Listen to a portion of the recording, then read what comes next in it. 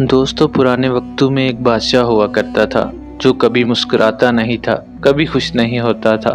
तो बादशाह ने ऐलान किया कि जो मुझे हंसाएगा मैं उसे अपनी आधी बादशाहत दे दूंगा। कई लोग आए, कोई जोकर आया, कोई मदारी आया, कोई चुटकुले सुनाने वाला आया। सब ने अपनी अपनी कोशिश की, लेकिन कोई भी राजा को हंसा नहीं पाया। इनमें से बहुत से मायूस होकर चेहरा लटका कर वापस चले गए। फिर एक आदमी आया, इसने राजा को कुछ चीजें सुनाई, जिन्हें सुनकर राजा जोर जोर से हंसने लगा। राजा इतना हंसा कि लोटपोट होकर जमीन पर गिर गया। राजा इसकी बातें सुनकर इतना खुश हुआ कि बोला, तुम कल आना, मैं तुम्हें अपनी आधी बादशाहत दे दूंगा। आदमी खुशी खुशी घर गया और अपनी बीवी बच्चों को बोला, हम अमीर होने वाले हैं, अब गरीबी के दिन खत्म, अब कल राजा मुझे अपनी आधी बादशाहत दे देगा। अगले दिन वो गया तो बादशाह बोला, तुम कौन हो? वो बोला, बादशाह सलामत, मैं वही हूँ जिसने आपको कल हंसाया था और आपने बोला था कि मैं तुम्हें कल अपनी आधी बादशाहत दे दूंगा।